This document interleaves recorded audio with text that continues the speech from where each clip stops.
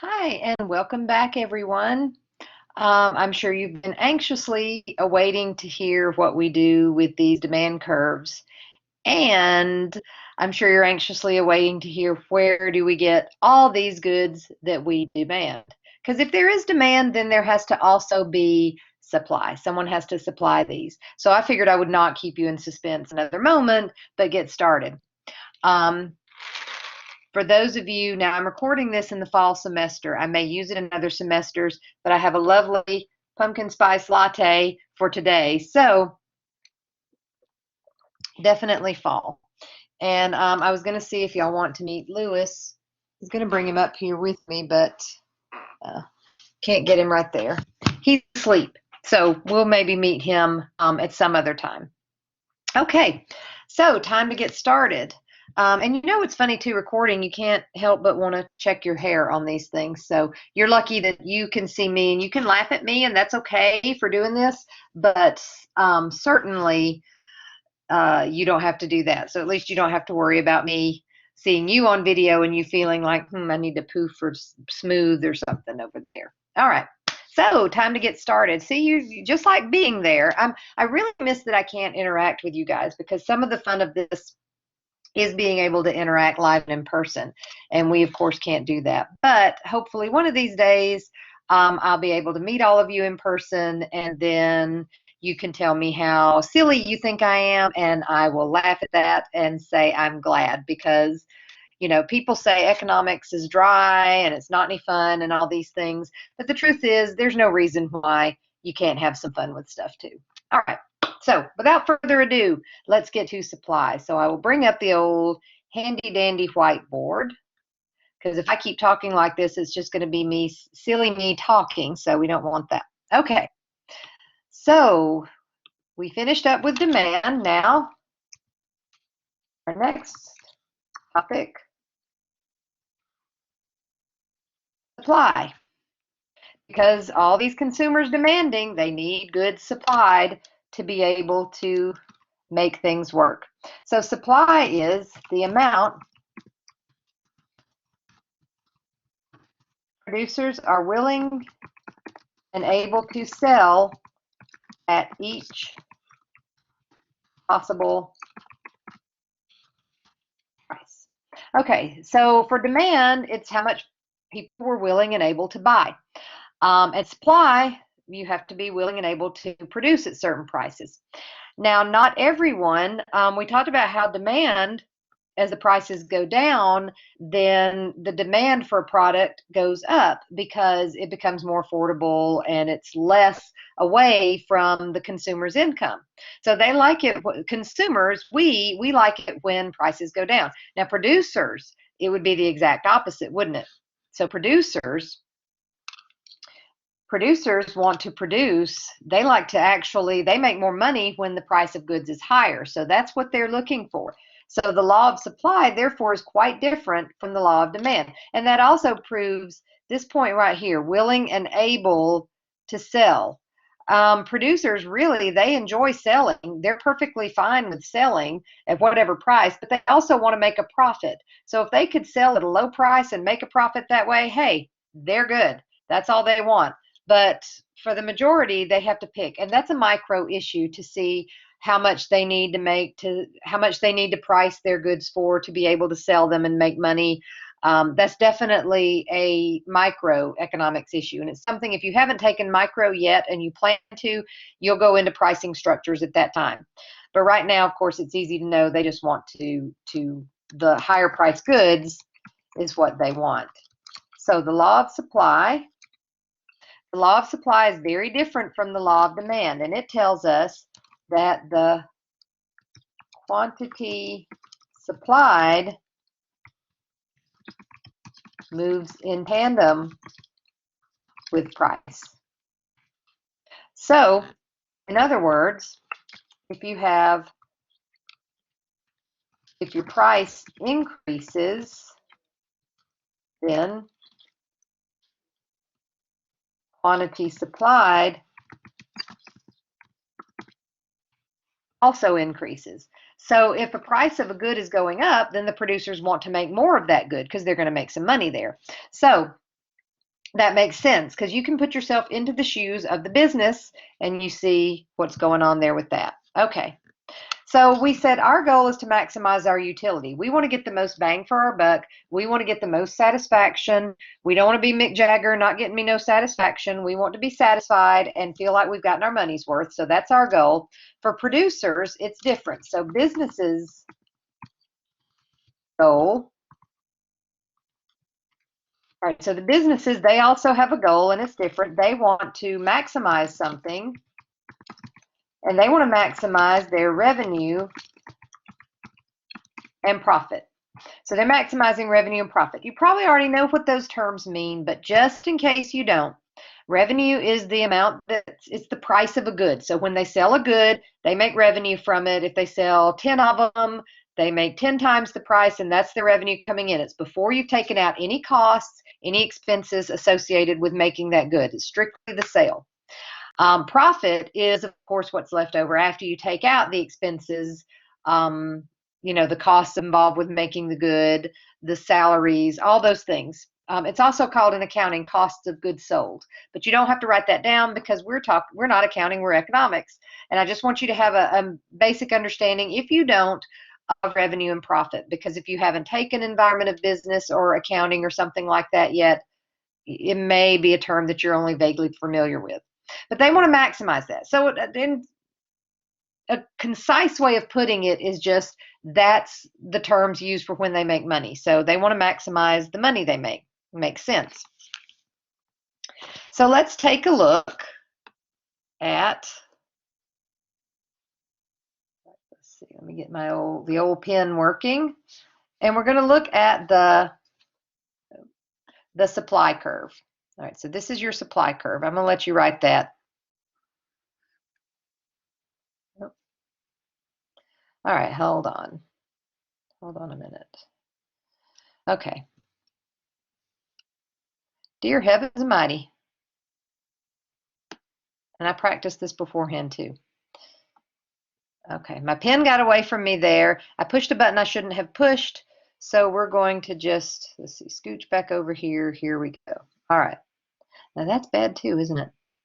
All right, y'all get to really, and I did practice this ahead of time, so I'm kind of a little put out by this. Okay, I'm not steady hand. All right, there we go. So we have that. That's better, isn't it? Okay, so let's look at our pizza example. Okay, so we have $5, $10, 15,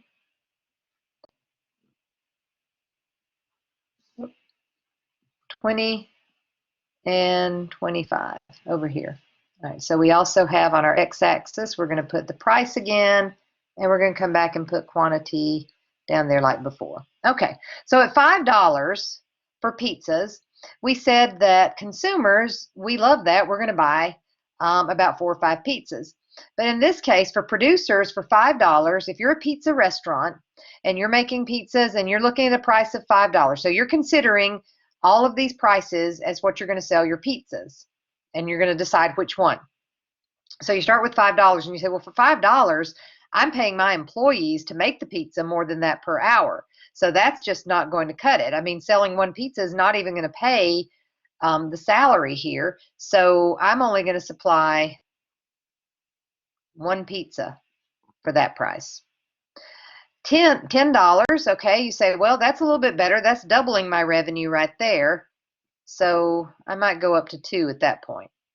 $15, I'm coming over here, and you say, all right, well, that's triple my revenue, so now that's more like it. So, and I can use good quality ingredients and have fun with it. So yeah, I'll make 3 pizzas an hour for that. So $20, you come over here, and $20, you're thinking to yourself, okay, we'll go up to 4. And then if Oprah's in town, you say, well, Oprah's going to have Stedman and Gail and all those people with her. So I should probably make 5 pizzas so that Oprah can buy those and put her truffle in there and put the truffle on there for her. So if we connect those, I know I missed one right there. We'll make that work. There we go. And there's your supply curve. All right, so that's the supply curve.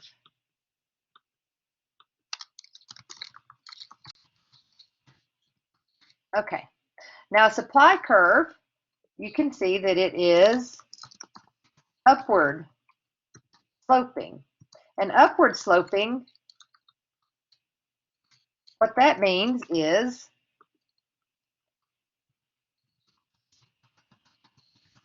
illustrates the law of supply. So the law of supply is telling us that as price increases, quantity supplied is also going to increase. So therefore, we're going to slope up. Now don't worry, I'm not going to ask you to calculate it or anything along those lines. That's just strictly for you to keep in mind of which direction is demand and which direction is supply. Now let's look at a couple of scenarios there. We had some fun with this in my Saturday class, so we're going to use that.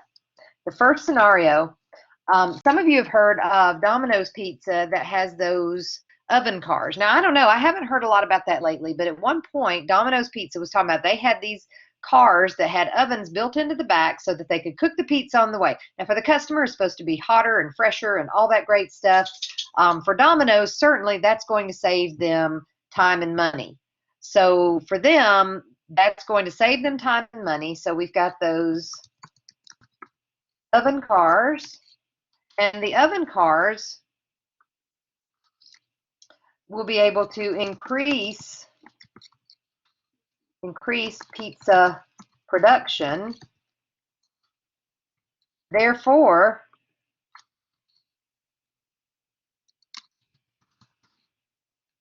increase supply. Now, it didn't necessarily change the price of pizza, okay? It didn't change the price, not initially. Now, this is going to be short run stuff, and I'll tell you why.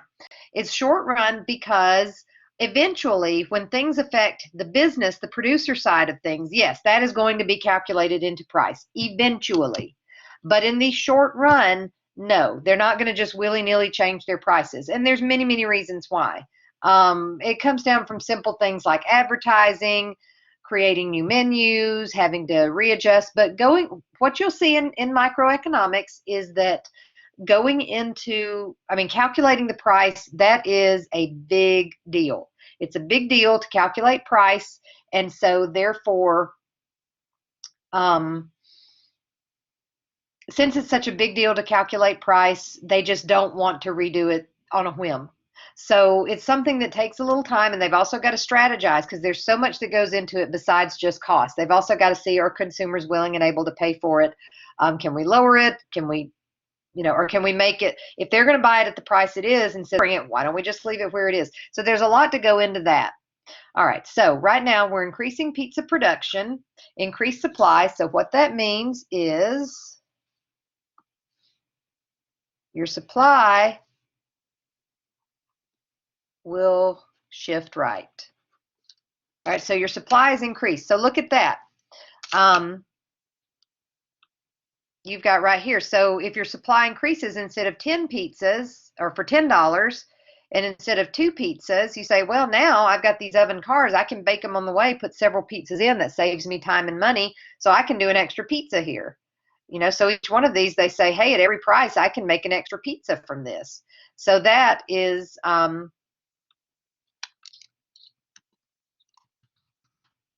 that's what this translates to. So supply shifts right. Okay, so that's the first scenario. Now the second one, okay, this one gets into a hot topic issue, but we're going to talk about it anyway. Remember my rule about, well, actually, you know what, on an online class, I can talk about this, and then I won't know if anybody's offended or not. So let's just stop. But economics, the nice thing is economics is an equal opportunity offender because facts are stubborn things. You know who said that? Ronald Reagan.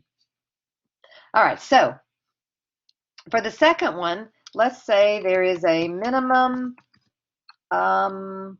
wage increase. Okay, so the minimum wage has increased. What that's going to do now, that does not increase the price of pizza, does it?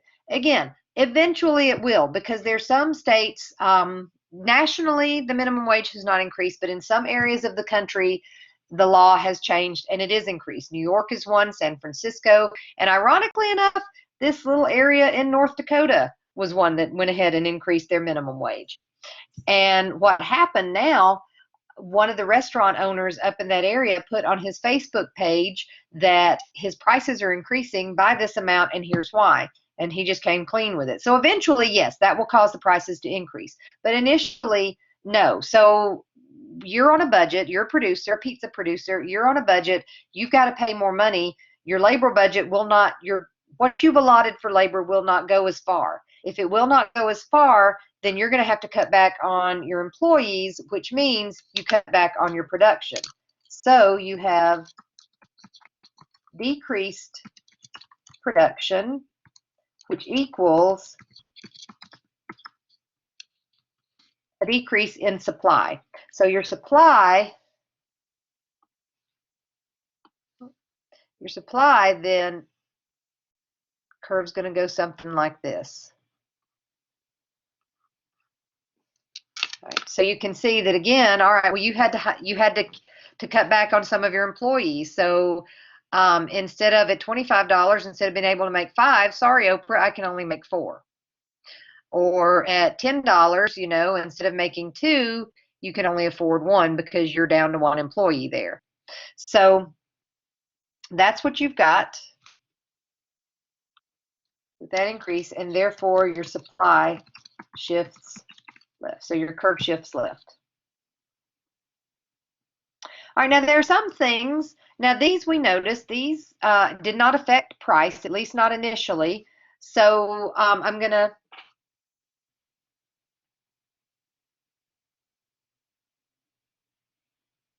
okay. So most everything that would affect it, all these non-price. So you've got things like price of resources. We'll look at some of these non-price determinants of. I was deciding whether to skip these, but I'm going to go ahead and give them to you just really quickly. Non-price determinants of supply. I was thinking about not giving them to you only because of what we just said. That here, come on. Come on. You want to come up? No. Somebody woke up. I was going to show him to you, but he's not. Okay. Maybe later. Maybe later. So these, because eventually they all translate into a change in price. So I hesitate to bring them up, but let's go ahead. We'll keep in mind it's short run. So let's put here, stop it. Short run. All right. So the first one. Okay. So the first one is technology.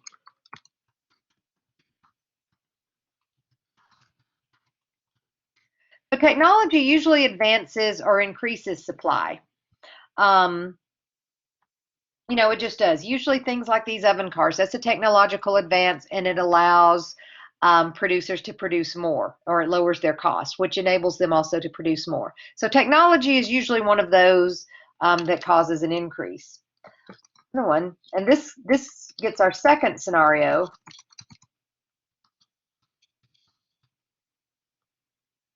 Okay, so the price of resources. That's our second one. So if you have the price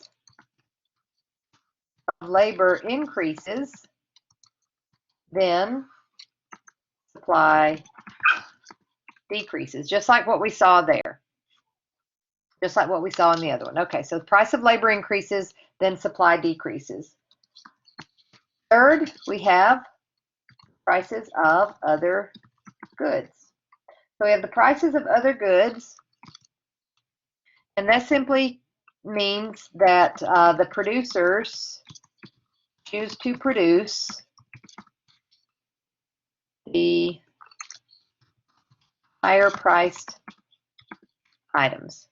Okay, producers would rather produce the higher priced items. Now keep in mind, this is strictly from the producer standpoint. So it's strictly from the producer standpoint, not accounting for any other opinions. So producers may, they choose to produce the higher priced items, but it's up to us to purchase them. If we don't purchase them, then what they want to do doesn't really matter, does it?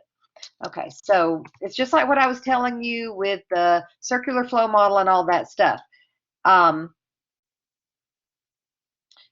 that, you know, that we kind of drive things there. We are the ones. We have to purchase the goods for it to all, or it'll all fall apart. Okay. Producer expectations. All right, so producer expectations. And this is just simply they produce where they expect to trade freely and with more profit. So they just produce, they just, you know, their expectations are the same thing. If they see there's going to be a lot of regulation in an industry, they know, they see that cutting into their profit, they may choose to go somewhere and do something else. So the producer expectations also matter. And finally, last one is the number of producers. And that's kind of self-explanatory, because obviously if there are more people producing this certain good, then there's going to be more supply. You know, that's happened with things like organic food. You know, if there's just more producers like that, there are more bloggers around today, that's a product. So different things of that nature can cause that. Okay, so that one's just common sense right there. All right, everybody up to speed on that? And I ask a question knowing that you guys can't tell me yes or no. So I'm going to assume you can. If you can't, push pause, go back and watch again. So now's the fun part. We were talking about in our circular flow model, we talked about the resource market and the product market. So the resource market, we're getting that. That's your labor and everything. And we'll talk about that more later. But for the product market, now we have to have a place for there to be an agreement. There has to be an agreement between the producer. So you see there that we're at cross purposes. The producer wants to produce and charge more for goods. We want to buy them at a cheaper price. So somewhere we have to come to some agreement right there. And that place is the market. And the market is where goods and services are bought and sold. All right, where goods and services are bought and sold. Okay, so we're going to go back to our pizza example. So if you're about to have lunch or dinner, you're probably starting to crave pizza right about now. All right, you know what? I'm going to put it in the middle. There we go. Oh, wait.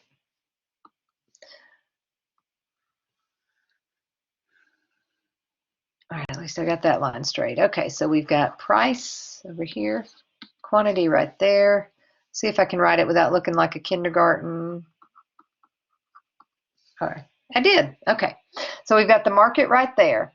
All right, now we have our set of prices. We're going to put this pizza stuff together. So we've got 5, 10, 15, 20, and 25. And over here we've got 1, 2, 3, 4, and 5 for our quantity. So for demand, we're going to go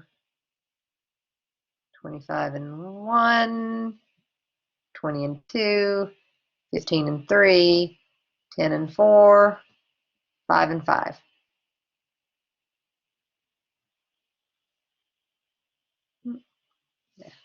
We'll cheat a little bit drawing these. All righty, so there's the demand. Now for supply, we're going 5 and 1, 10 and 2, 15 and 3, 20 and 4, 25 and 5. We'll go up here. There we go. All righty, so let's look at something here. We'll make this very big. All right, so lo and behold, look what we've got right here. We have got a point where everything meets, don't we? We have got a lovely little point there. So let's look at this for a minute. Okay, so at this point, we've got, okay, so here's our quantity supplied, 3. At this point, here's our quantity demanded, 3. So we've got quantity supplied equal to quantity demanded. Well, what do you know about that? Isn't that something? And over here, we've got a common price, don't we? $15. So what we've got right here, we call this market. Whenever I do that, y'all can't see it, but I've typed something wrong. So market equilibrium. And so market equilibrium is when quantity demanded equals quantity supplied. Quantity demanded equals quantity supplied right here at 3. See, it's the same on both graphs. At a common price, $15. $15, therefore, is called equilibrium price. And equilibrium price is the price at which quantity demanded equals quantity supplied. There we go. The price at which quantity demanded equals quantity supplied. We abbreviate that, put it right up here, with a P asterisk. That's how I do it, a P asterisk. You'll see some put a P with a little E, like we've done the quantity demanded, quantity supplied, but I like the asterisk. So that's what we're going to do. Either one means the same thing. Okay. So we've got a market equilibrium here.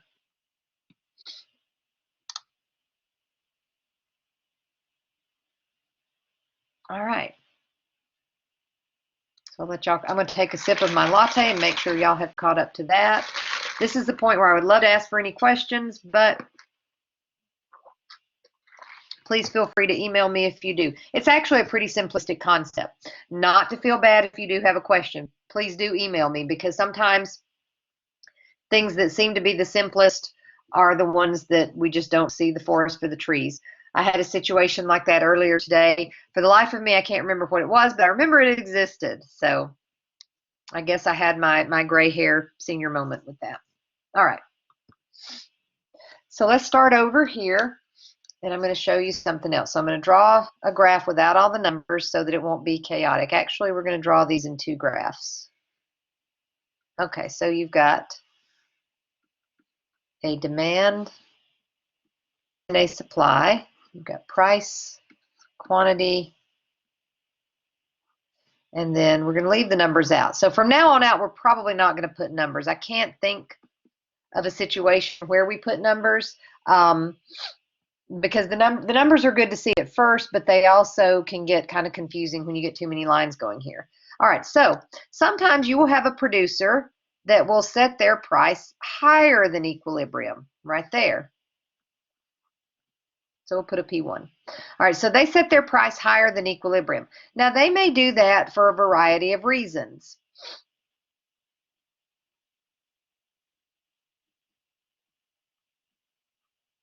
Here, I'm going to use a different color. I just realized I could do that. That's awesome. Okay, so they may do that for the variety of reasons. All right, for example, the example I use, since it's the fall season, we're going to go with Christmas trees. So right now, and they may not be out yet, but probably will be pretty soon, because, hey, it's not even, I mean, October is upon us, so you got to get those Christmas trees out.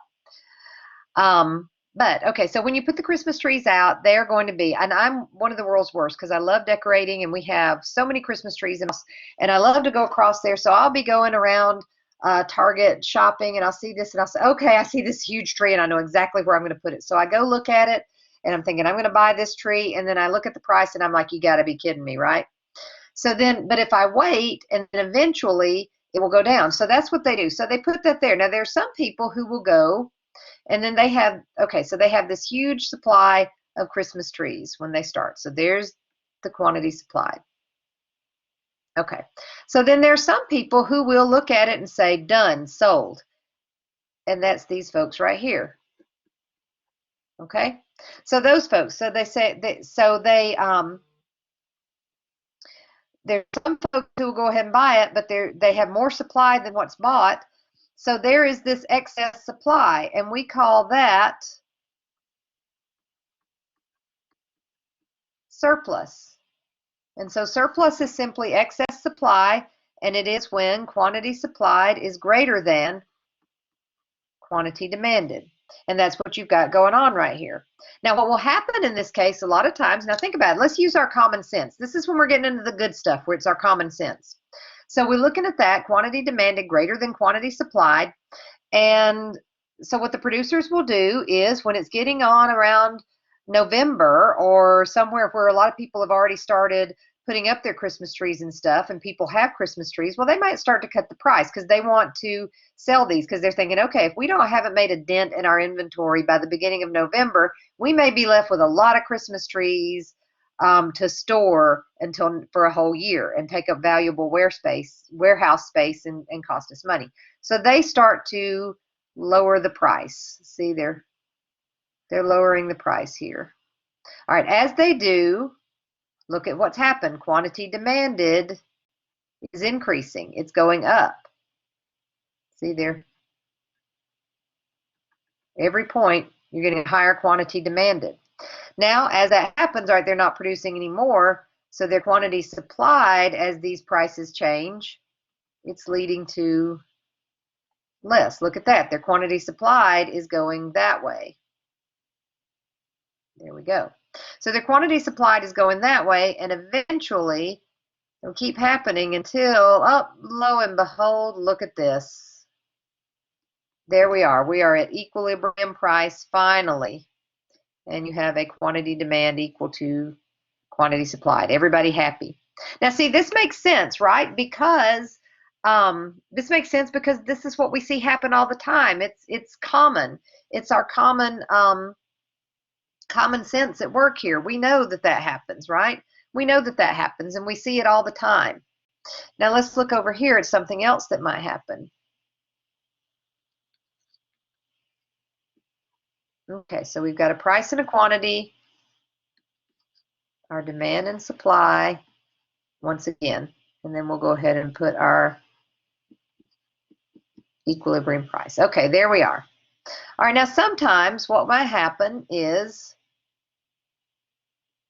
you have a producer who decides he's going to undercut, is what we call it. He sets his prices lower than his competition, and he does that to try to capture their business, right? In Dallas, you know, when I teach at the Paulding campus, those of you who've been there know there's a pizza place down the street, and it's really, really good. I enjoy the pizza there, and the prices are fine. They're reasonable, and it tastes good. Let's say that somebody comes along. It's called Sal's Pizza. So somebody decides they're going to come along and compete with Sal. So they're coming in and they're going to compete with Sal, and they've decided to undercut.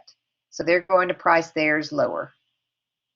So they said, okay, we're going to put that and call it P2 since we have P1 over there. So we're going to price ours lower than Sal's. All right, I use green because they're, all right, we'll leave it with green. All right, we'll just leave that. Okay, so right here,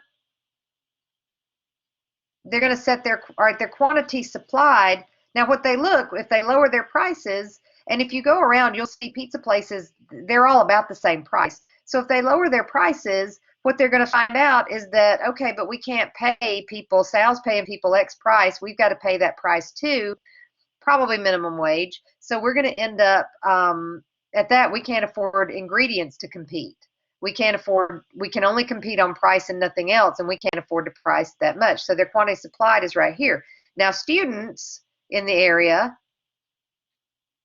they're going to love that. So quantity demanded is going to be high, isn't it? They're going to take a minute and say, hey, yeah, let's try the new place and get that great deal. So what's going to end up happening is the new producers are going to have to raise the price here and there, little by little.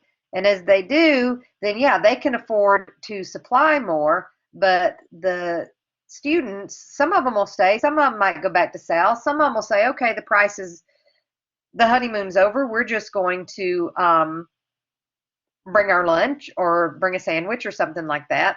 And when that happens, you'll see, so quantity supplied is going to be increasing, and yet at the same time, quantity demanded, you see it's going to decrease until keep on keeping on until lo and behold, look at there we are at equilibrium. So you get down here, and I'm just going to do a Q asterisk, but it's quantity demanded equals quantity supplied. What the heck? Let's write it because I'm actually having fun writing with this pen now that I'm getting the hang of it. And actually, these don't look bad. Now, what we call this, now I've got it where you can't see it, so I'm going to, this is a shortage. Okay, didn't write that so well, did I? I bragged on myself too soon. Don't y'all hate when that happens? Right about the time you think you've got something going, you've got it going on, you brag on yourself, and then you just, it doesn't work, does it? That's why that's why you don't gamble in Las Vegas, because the house knows that you're going to get confident and make a mistake, which I just did. But anyway, there it is. So it's a shortage right there. And a shortage is when quantity demanded greater than quantity supplied. And I'll write it up here too, in case somebody's looking at that and going, well, I can't see what that is. All right, now you can see I wrote it up there again. So that's a shortage right there. And that's this amount right here. Okay. So these markets, I'm going to stop writing with the pen and type with this. All right, these markets are called disequilibrium. So these are disequilibrium markets, and this is when quantity demanded does not equal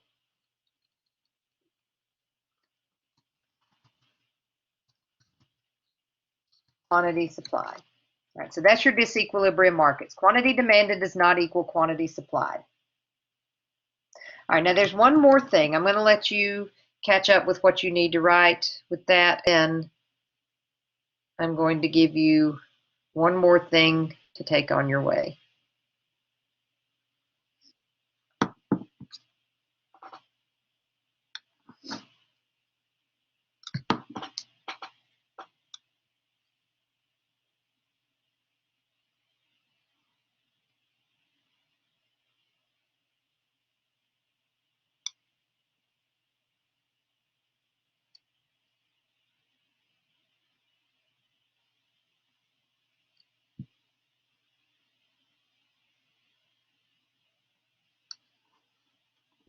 Okay. All right, so all right.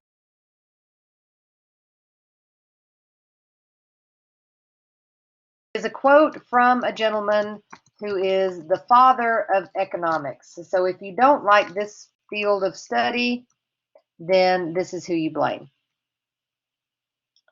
His name is Adam Smith. He's a British dude around in the 1700s, and he wrote this book. And his famous quote, let me type it out, and then, well, I'll tell you as I type because it's kind of awkward to sit here watching me type. So his famous quote is, each individual pursues self-interest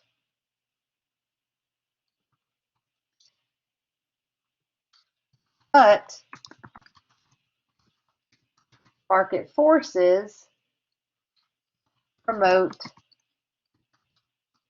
general welfare. Oh, and I forgot to put the quote right there. Okay. So market forces promote general welfare. So he's saying everybody pursues their self-interest. So he's saying everybody's selfish, but what happens, he believes these market forces, he calls them the invisible hand. And the invisible hand guides the market back to equilibrium. Okay, so invisible hand guides the market back to equilibrium. So what he's saying is the market forces will take care of it. So everybody is pursuing their own self-interest. All right. So right there, everybody's being selfish. Everybody's acting according to themselves. I mean, when we're demanding and we're following the law of demand and we want the lower prices, we're not thinking about, oh, well, yeah, the producer's got to make a living. No, we're thinking about what is it that we want? What do we want to get out of this? What do we want to pay? We're not thinking about what it costs the producer.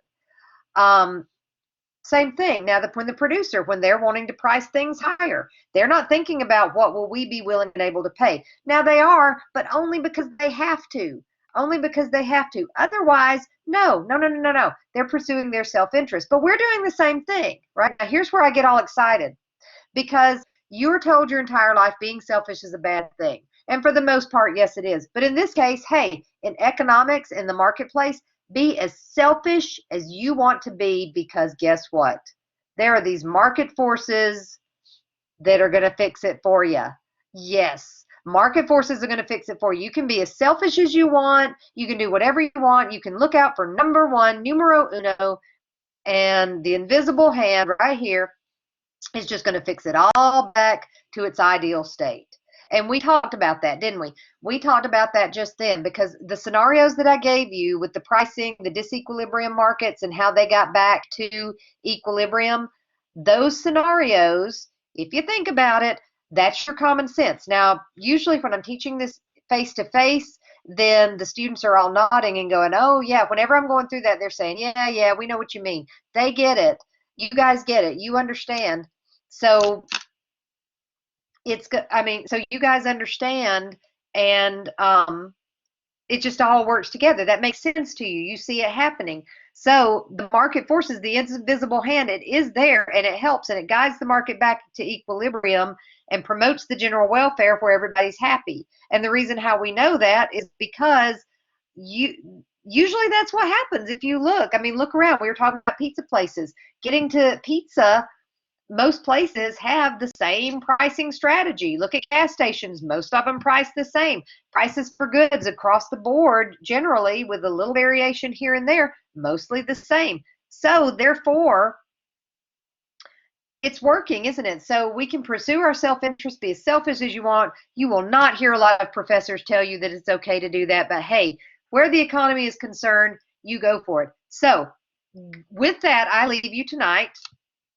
I'm going to let you see my, here we go. Okay, with that, I leave you tonight telling you, go forth, be selfish, but only in the marketplace. You want to be nice to others, and you want to be a good person, but otherwise in the marketplace, go forth, be selfish, and let that invisible hand correct everything selfish that you do. Enjoy yourself. I will see you next time. And next time, if you don't get all of this time, that's okay, because next time we will go over some more examples. I'm going to let it percolate for you, and then we'll have some more examples.